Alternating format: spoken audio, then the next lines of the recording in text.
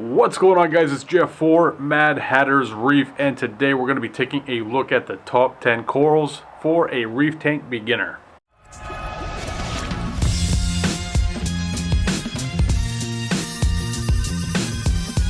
If this is your first time being here, this is where I talk about everything reef tank related, so if you love reef tanks like I do, gently press that subscribe button in the face.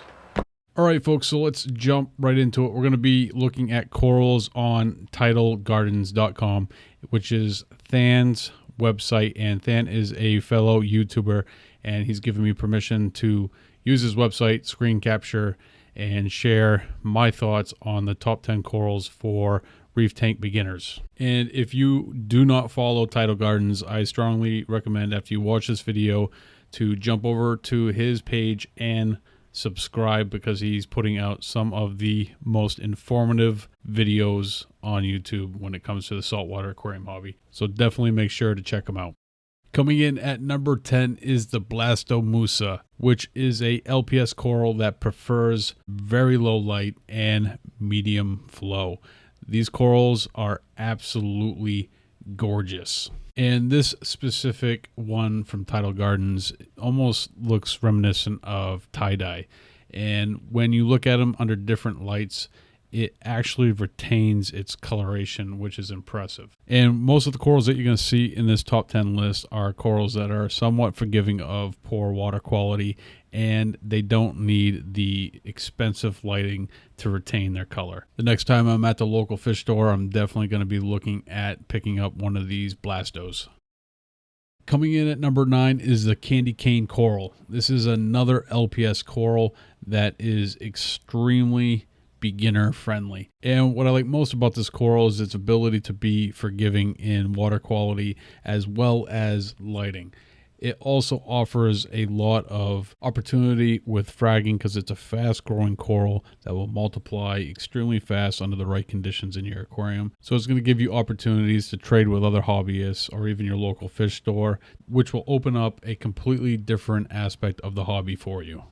Coming in at number 8 is the Montipora Digitotta. Now this coral is one of the first corals that I got in my very first tank. And even though that it is a SPS coral, it's still very forgiving, which makes it a great candidate for a new hobbyist. This coloration is a green morph, but there are some absolute gorgeous variations of this coral, everything from a stunning purple to a almost Superman morph. And this coral is an extremely fast grower, which will offer you a lot of opportunity for fragging. And I believe that this was one of the first corals that I ever propagated and shared with other hobbyists. Coming in at number 7 is Zoanthids, which is the only soft coral to make the list for today. Sorry for you softy lovers out there. The reason why I picked Zoanthids to be the only soft coral on this list is simply due to the fact of the incredible amount of morphs and coloration that this coral has to offer hobbyists. This is most likely the coral that a new hobbyist is going to grab for the first time. And that being said, one thing that needs to be taken into consideration is that they have a toxin within them that's called paletoxin, which is something that can kill people. And there has been stories of people boiling live rock and vaporizing paletoxin and ending up almost dying. So they definitely need to be handled with care, but this coral does offer some of the most beautiful colorations for coral in the hobby.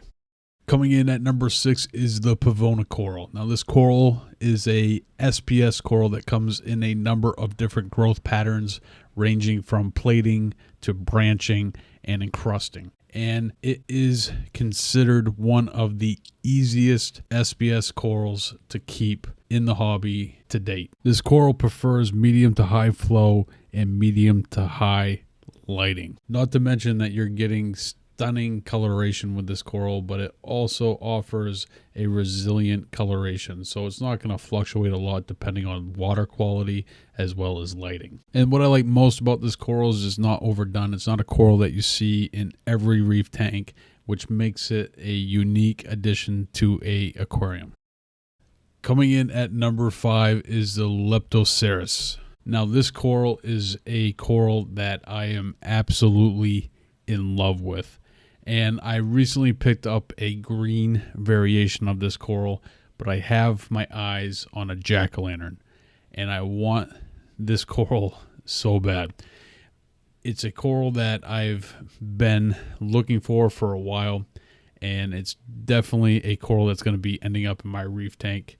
And one of the best features about this coral is it's relatively easy to care for and prefers low lighting, which makes it a great addition for a beginner. And this is a relatively new coral to the hobby, and I guarantee we're going to see a lot more variations of this species.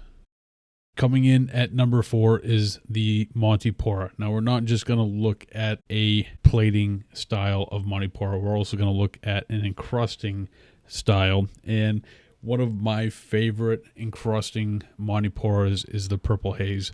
It is a absolute brilliant purple base with a light purple polyp. And it's an encrusting coral, so it's something that you're going to want to put in a place where it's going to not affect a lot of neighboring corals. Some people might argue the fact that this is a good beginner coral, but when I had my 55-gallon tank, I had just about every type of Montipora that I could find in that tank, and I had great success with them. With the plating variations, the encrusting, as well as the digitottas, which we've already talked about. They are a gorgeous coral, and they're easy to frag, and I can't imagine having a reef tank without a Montipora in it. And now that I think about it, the first coral that went into my 220-gallon aquarium was in fact a Montipora. They are a coral that is a little bit more reactive to poor water quality and lighting, but that isn't to take away from the fact that they are a trademark coral of the reef tank. Chalice corals, number 3. This is a coral that I am absolutely in love with. I think it's starting to take a backseat to the Lepto, but it is a coral that every time that I go to a local fish shop, I end up walking out of the store with one. And for good reason. They are an absolute beautiful coral. They tend to stick to a plating form as they grow, but the colorations that you can get within a chalice coral are absolutely amazing. Like this one here, for instance, the frozen blueberry chalice, I'm probably going to be buying from Than because it's just absolutely gorgeous. This coral in particular I've had in a number of different tanks, and they tend to do very well under a lot of different types of lighting. So they are a great coral for beginners due to that alone. Coming in at number 2 is the Lobo Philia, or Lobo for short.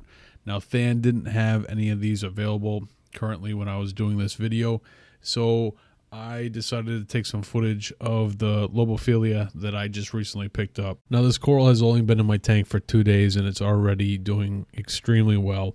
And it got beat up a little bit during shipping, but on the whole, it definitely has made a quick recovery. What this coral requires as far as flow and lighting is medium lighting and medium flow, and they are very receptive to feeding. So it's a coral that actually will benefit tremendously from frozen foods or even pellets. Coming in at number 1 is Pavlono. Now, this coral is extremely hardy, which makes it a great candidate for a beginner. This is also a SPS coral, and for people that are looking to get into SPS corals, this is definitely the coral that I would recommend to you. This coral accepts a large range of lighting as well as water flow, and it looks great under different lighting. So it's something that's going to retain its color and be accepting of less than great water quality, which makes it a great candidate for beginners. It also comes in a number of colorations, so if you're looking for variety, it definitely has that to offer you as well. All right, guys, so that's going to do it for the top 10 corals for reef tank beginners. If you feel like I left something out or something that you would like to see on this list, go ahead and leave that coral in the comment section down below. All right, guys, that's going to do it. I want to take a second to thank Than for allowing me to peruse his website and share it with you guys. And if you want to check out Tidal Gardens, Than is an active YouTuber putting out new videos all the time. Is a link in the description below. And to give you guys a heads up, I'm going to be releasing a new podcast tomorrow. I'm going to be talking with Mark Levinson of Me Lev's Reef. and we're going to be talking a little Macna. So that's going to be dropping tomorrow, Monday at 6 a.m. It's available on iTunes and Google Play. That's going to do it for today. I'll see you guys next time right here with a brand new video.